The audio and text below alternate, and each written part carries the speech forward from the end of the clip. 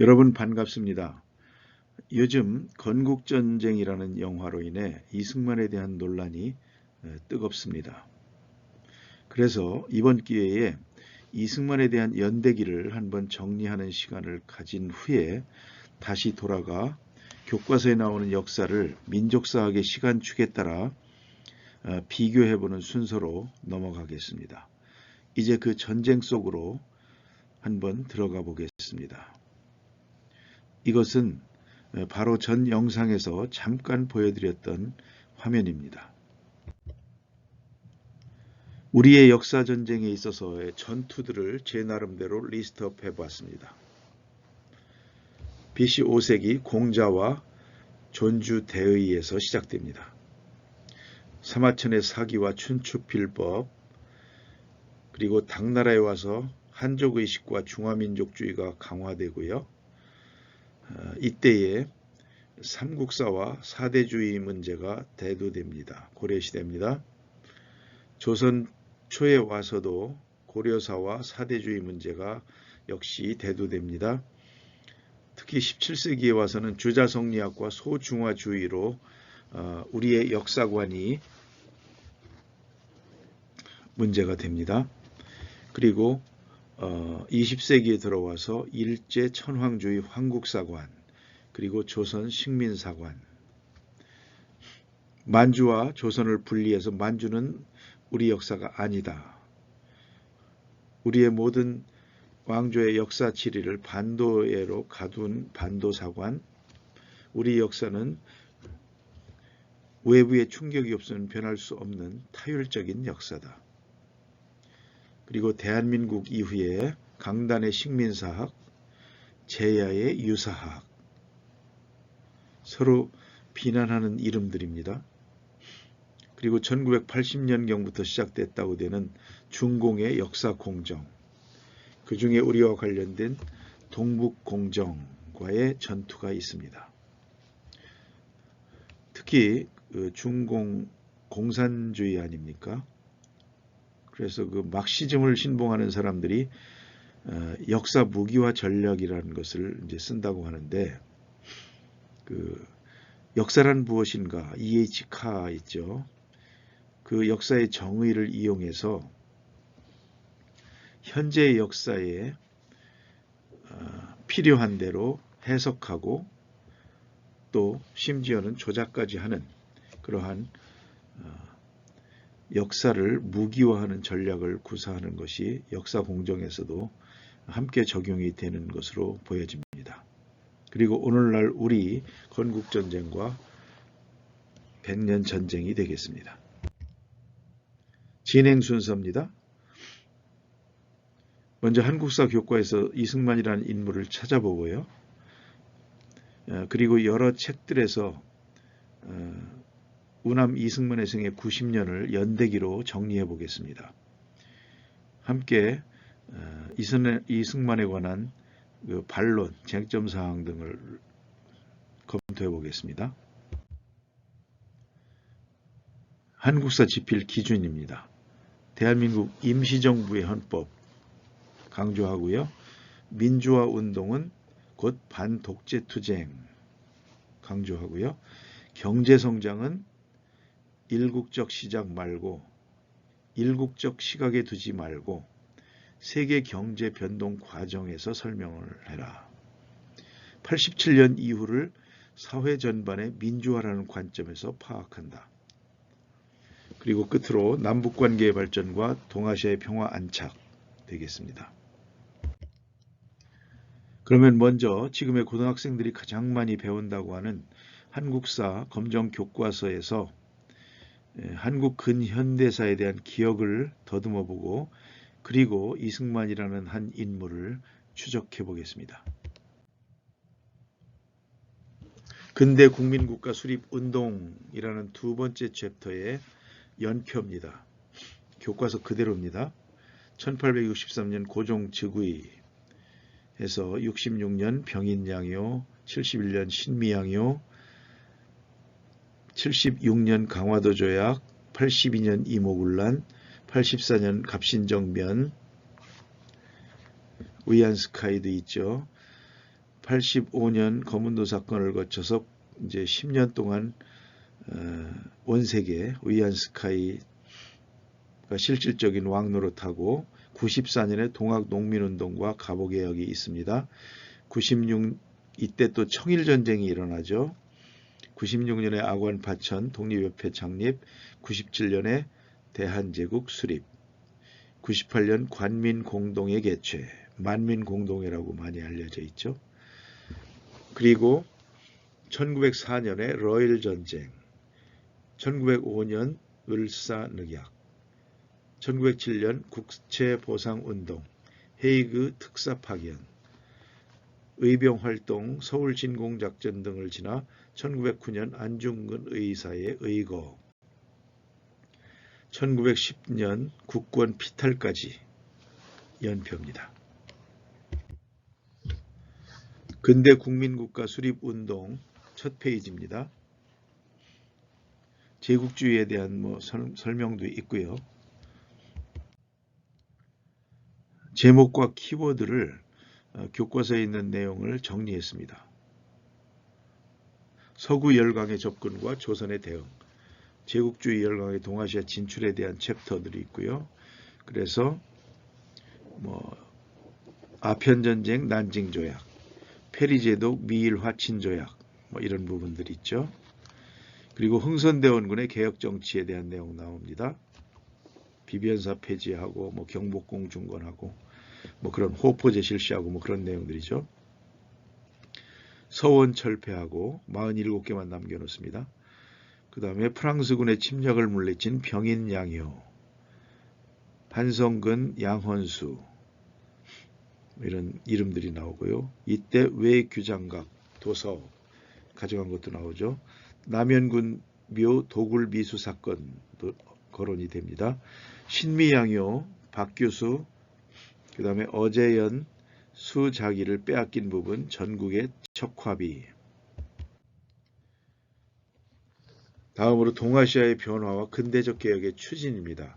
개항과 불평등조약 체제. 이렇게 돼서 부국강병을 주장도 합니다만은 이제 문호를 개방하고 강화도 조약입니다. 그 다음에 조일 수호, 조규 불옥, 일본의 경제 침략 이런 부분이 나오고요.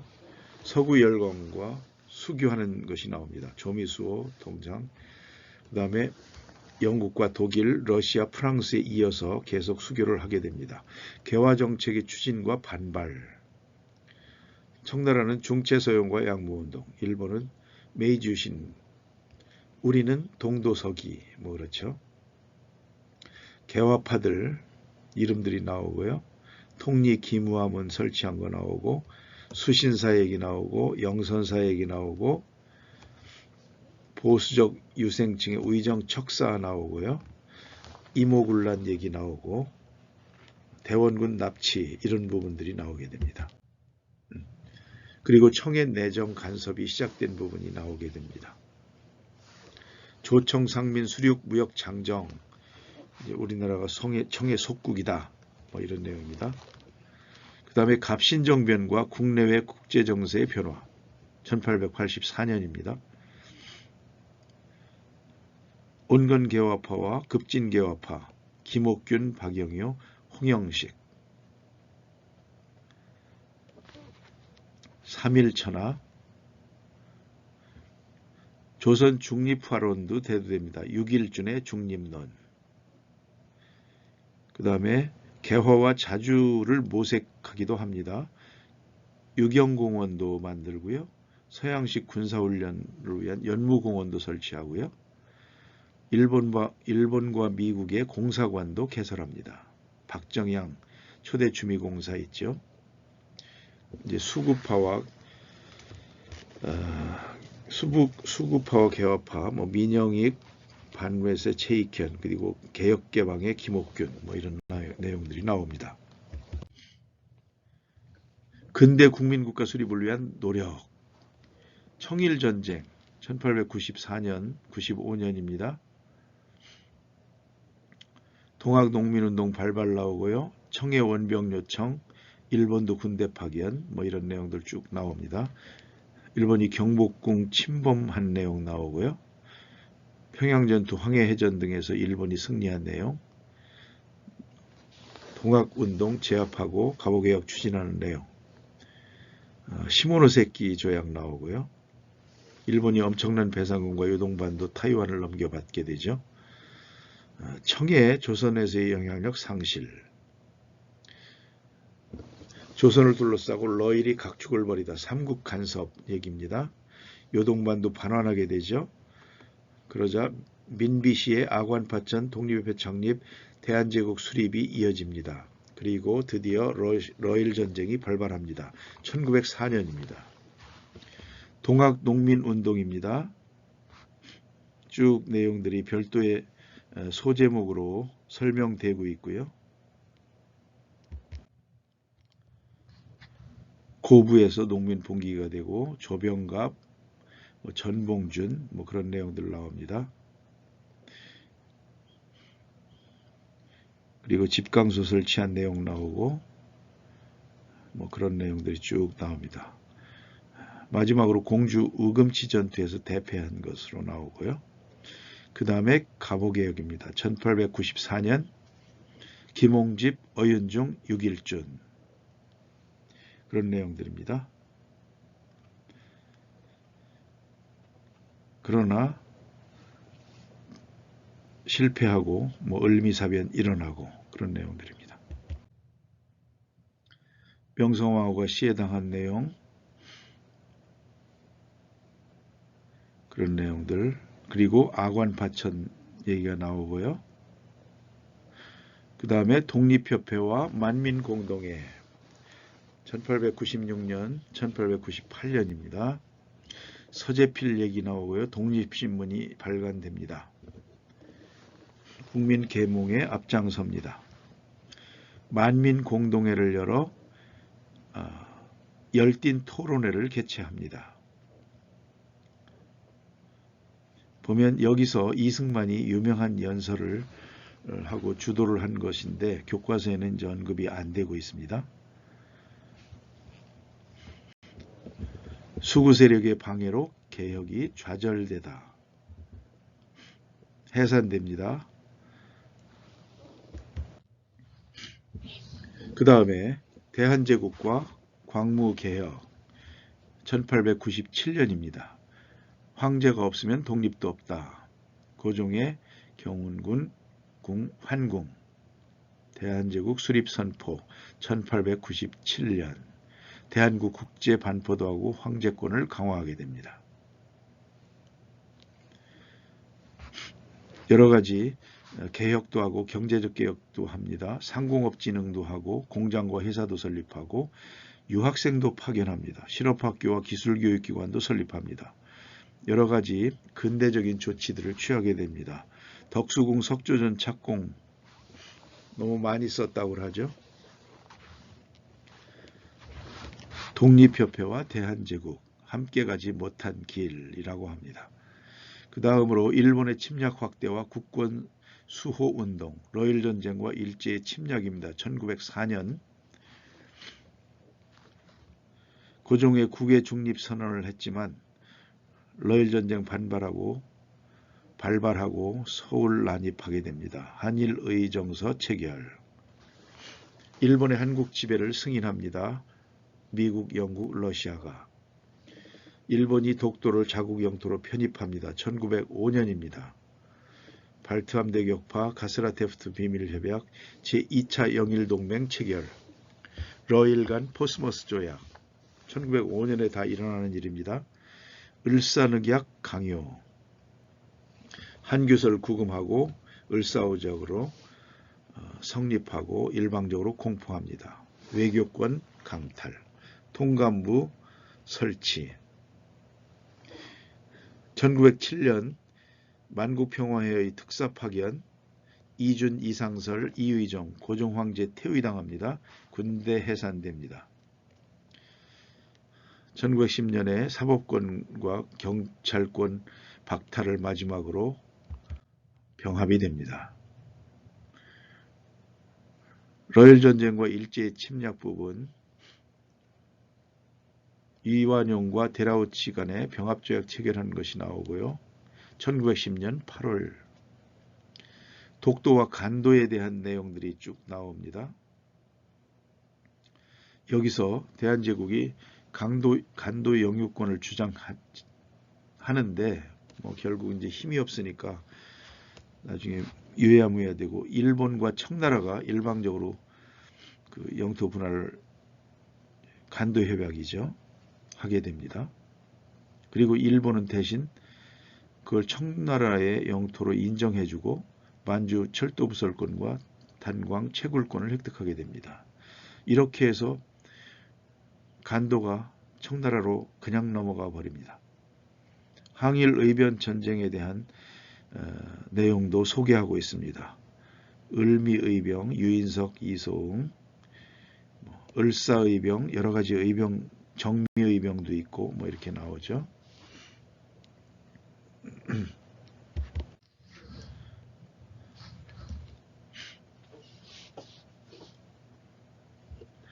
조병세 민용환 자결 내용도 나옵니다. 종교계 나철 5기호 등 매국노 처단하겠다 해서 자신회에도 조직을 하게 되고 미국 샌프란시스코에서는 장인환, 전명훈, 스티븐스 처단 문제가 나오죠. 1908년입니다. 그리고 1909년에 안중근 의사가 이등방문을 처단합니다. 하얼빈. 그리고 이재명 의사가 이완용을 명동성당 앞에서 습격합니다. 안중근은 동양 평화론을 주장합니다. 애국 계몽운동도 있습니다. 개화 지식인들 사회 진화론 관점에서 국권 회복 방안을 모색합니다. 교육과 산업진흥, 애국심과 국가의식, 각성 촉구, 보국 안민 뜻하는 보안회, 독립협회를 계승한 헌정연구회, 대한자강회, 국권 수호를 외치다. 신민의 실력 양성과 더불어 무장투쟁을 준비하다.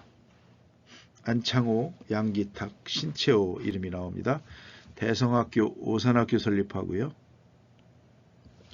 이혜영과 이상용은 남만주로 가서 한인촌을 건설합니다.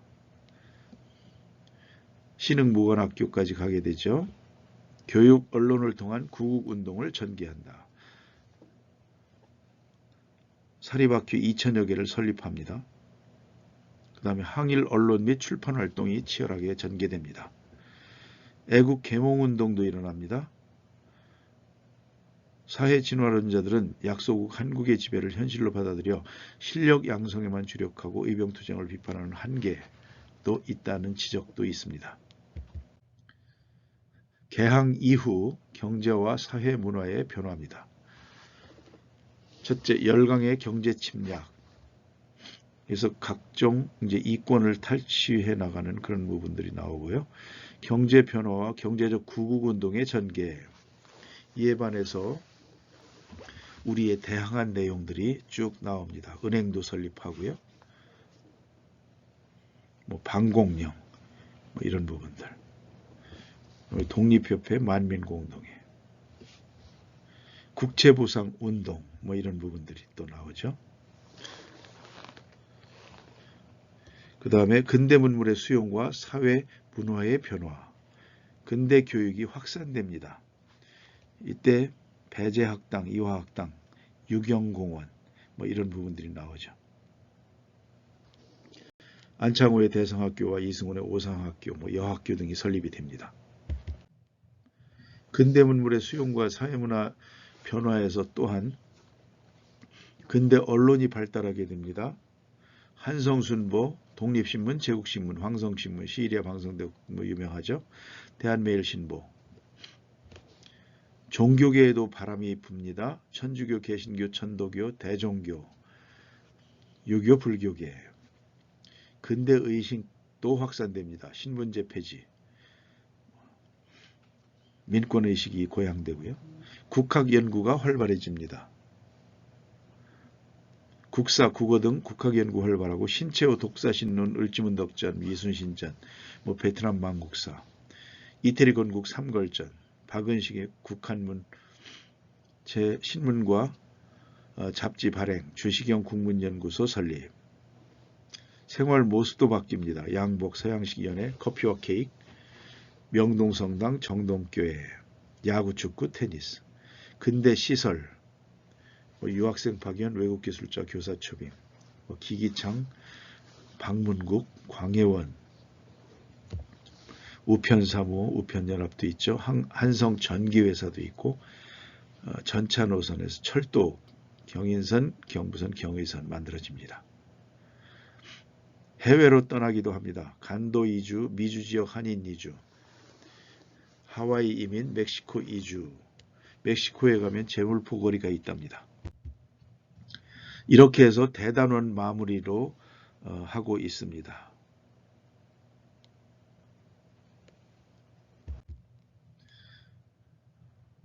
이 챕터에서 나오는 주요 실명 인물들이 나옵니다. 쭉 눈으로 보시면 되겠고요. 1863년부터 1910년까지의 시대에서는 아직 이승만은 나오지 않고 있습니다. 2부에 이어지겠습니다. 감사합니다.